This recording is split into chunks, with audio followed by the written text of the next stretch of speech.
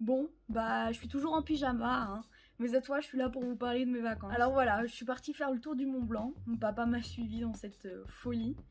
Le tour du Mont Blanc, c'est 170 km à pied, 3 pays, la France, l'Italie et la Suisse. Et c'est tout ça en 8 jours. C'est des bêtes de rencontres de tous les horizons, de tous les pays du monde. C'est des magnifiques paysages, de magnifiques photos et de très beaux souvenirs. Comment je me suis retrouvée là? Bah, je devais partir à Londres, mais je me suis retrouvée fermée aux portes de l'avion parce que mon passeport était expiré. Ça en prend un paquet que je parle de ça. Et dans mon désespoir, je me suis retrouvée à taper sur internet vacances atypiques ou un truc à la con comme ça. En vrai, on l'a tous déjà fait une fois, faut assumer dans la vie. Et je suis tombée là-dessus. Alors let's go, place au jour 1.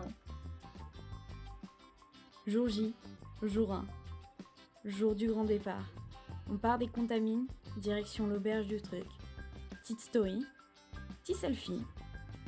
Et après une bonne heure et demie de montée, on arrive en refuge, on se retourne, et là on sait qu'on a choisi les bonnes vacances.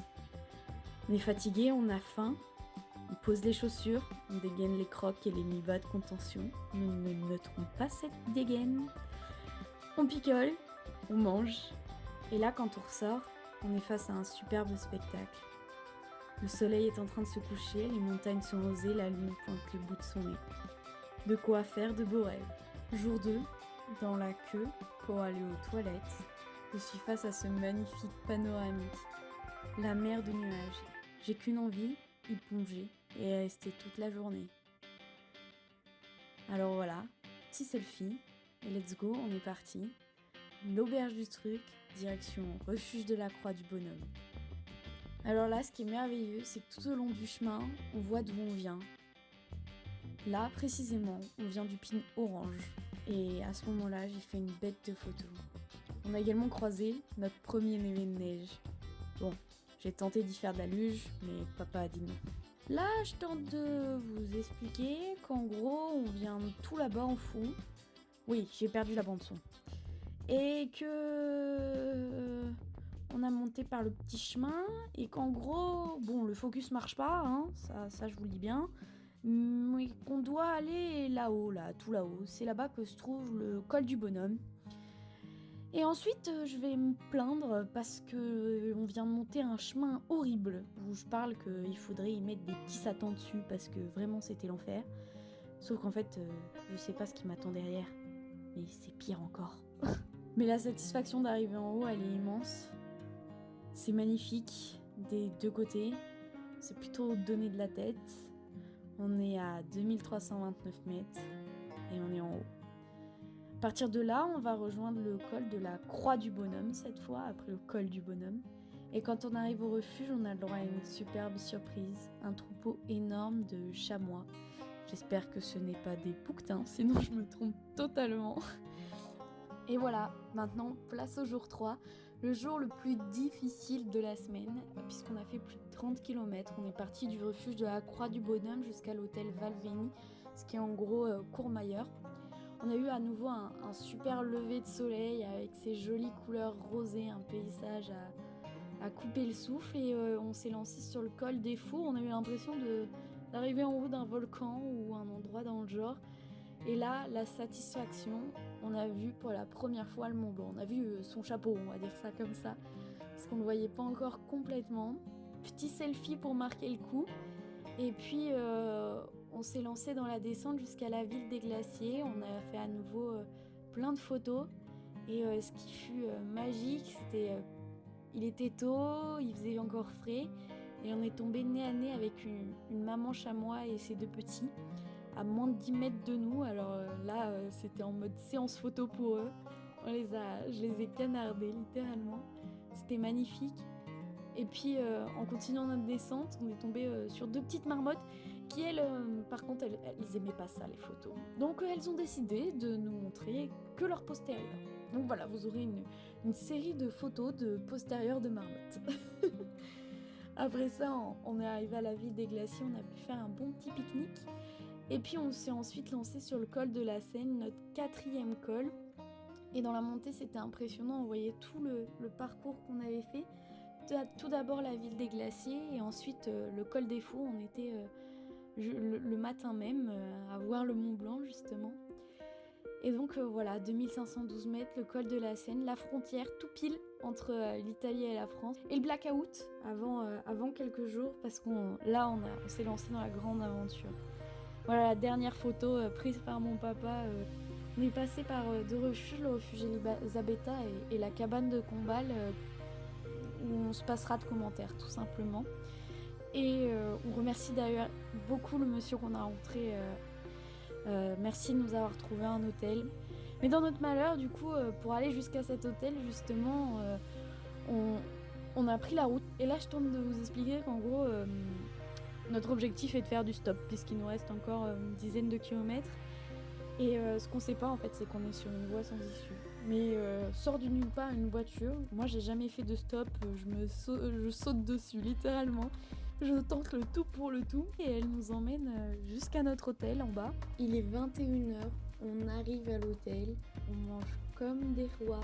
On peut enfin dormir dans un vrai lit, pas de sac à viande où on n'arrive pas à se tourner. On a une douche avec de l'eau chaude, chose qu'on n'avait pas depuis 2 jours. Enfin en tout cas, si vous passez par là, allez à cet hôtel, il était grave bien, l'hôtel Valveni à Courmayeur. Jour 4, malheureusement on a découvert qu'il y avait eu un éboulement au niveau du Val Ferré, donc là on devait passer et on a été obligé de passer la journée en bus du coup. Saxe, c'est à côté de Courmayeur, jusqu'à Aoste, puis de Aoste jusqu'à Orsières et puis jusqu'à La Foulie du coup. Accessoirement on a rencontré la team Cochonou en espérant que le mariage s'est bien passé. On a profité un peu à Aoste et puis voilà, on a fait 2-3 petites photos.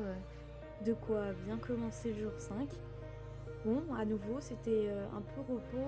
On a quand même marché. On est parti du refuge Mayajoie jusqu'à l'auberge Bon-Abri. Bon, ça y est, la montagne a gagné papa. Il n'arrive plus à tenir le compte des jours. Et puis, on a croisé une petite cascade sur la balade. Et puis voilà. Et c'est le jour 6 qui commence. On est parti de l'auberge Bon-Abri jusqu'au refuge Le Petit. En passant par le col de la Boline, petit selfie avant de partir, on ressent la fatigue. Dans la montée, comme toujours, des beaux paysages, des beaux panoramas, on en prend plein la vue. Ce qui était cool, c'est que dans la montée, il y avait une sorte de grand replat avec plein de myrtillers. On a pu faire 4 heures littéralement. Elles étaient vraiment très très bonnes. Et puis arrivé en haut du col de la Boline, il y a une sorte de petit resto, c'est grave sympa de s'y poser, de manger une part de tarte. Après les chamois et les marmottes, on a croisé les vaches de là-bas, avec leurs grosses cloches qu'on entend à kilomètres à la ronde. Un petit aperçu du refuge où on a dormi. Et fort sympathique, on a mangé dans une yourte, et on a d'ailleurs très très bien mangé. De quoi bien dormir. Jour 7, aujourd'hui ça y est, on va quitter la Suisse. Oui, je vous l'ai pas dit, avec le bus on est arrivé en Suisse. On part du refuge Le Petit jusqu'au refuge Le Moulin. Petit selfie avant de partir. On gravit le col de Balme. Le seul détail, c'est que le matin, c'est l'autoroute. On est cul à cul pour monter là-haut. Mais c'est pas grave parce qu'en haut, on arrive avec le Mont Blanc en pleine face. Chamonix, un paysage à couper le souffle. Vraiment magnifique. On peut que être heureux d'être arrivé en haut. Jour 8, avant-dernier jour. La fin approche à grands pas. On part du refuge du Moulin jusqu'au refuge de la Flégère. On va aller faire un petit tour au lac Blanc. Petit selfie avant de partir. Durant tout le chemin, c'est magnifique. On perd pas le Mont Blanc en fait. Il est là tout le temps. Il y a l'aiguille du Midi également. Il y a tous les glaciers. C'est vraiment magnifique. Jusqu'au moment où il y a les 3 km en enfer. C'est comme ça que je les ai renommés. Sur aucune carte, sur aucun guide, c'est noté. En fait, il y a tout un passage où c'est des échelles et des sortes de petites passerelles au-dessus du vide. Enfin, faut vraiment, c'est assez dangereux quoi. Et en fait, comme c'est pas noté, on n'a pas d'assistance quoi. On n'a pas de mousqueton, on n'a pas de corde, on n'a rien. Et du coup, c'est plutôt dangereux quoi. Moi qui ai le vertige en plus, j'ai vraiment apprécié ce moment, ce long moment. Puis il y a des gens qui descendent en même temps que vous montez. Du coup, faut faire super attention. Il y a même des enfants, des familles qui viennent avec des enfants et qui prennent ce chemin. C'est vraiment dangereux quoi, voilà, faut le savoir. Et puis je vous ai mis quelques extraits pour que vous vous rendiez compte. Et à côté de ça, Moi je voulais parler un peu du lac Blanc. On a lu plein d'articles comme quoi en fait il y avait trop de monde qui y allait, on comprenait pas trop et en arrivant en haut on a constaté qu'en effet on a été perdu dans la montagne pendant toute une semaine et on arrive là, c'est pire que l'autoroute quoi, c'est une fourmilière, il y a des gens partout, les gens disent plus bonjour, les gens laissent plus la priorité à ceux qui montent, enfin c'est vraiment un tout autre état d'esprit. Et puis tout le monde sort des chemins, personne ne respecte les restrictions, comme quoi par exemple il faut pas se baigner, pas pique-niquer autour du lac. S'il y a des restrictions, elles sont mises en place pour une raison et si on veut préserver des aussi bels endroits, il faut les respecter tout simplement. Donc ouais, c'est facile d'accès grâce au télésiège qui est en dessous, mais faut quand même être conscient de certaines choses. Une photo Instagram ne vaut pas un aussi bel endroit. Voilà, et ce lac est donc particulièrement réputé parce qu'en fait le Mont Blanc se reflète dans l'eau du lac et ça fait un très beau cliché que je n'ai pas pu avoir. On a fait nos belles petites photos souvenirs avec le Mont Blanc en fond, nos petits selfies et puis le soir au repas on avait une belle vue sur le coucher de soleil avant ce dernier jour. Jour 9, ça y est, c'est la fin. Bon, normalement on est censé monter le col du Brévent et puis redescendre jusqu'au Contamine. Malheureusement, le temps, on s'est gâté. On le voit bien sur notre selfie du matin. C'est tout gris derrière nous, alors on va être raisonnable et on va pas monter au col du Brévent, on va plutôt couper, prendre le téléphérique et redescendre à Chamonix. On dit une dernière fois au revoir à cette belle montagne. On fait un petit tour des magasins à Cham. Et puis voilà, c'est bon, 166 km, on l'a fait. Je n'ai plus qu'une chose à dire, à l'année prochaine.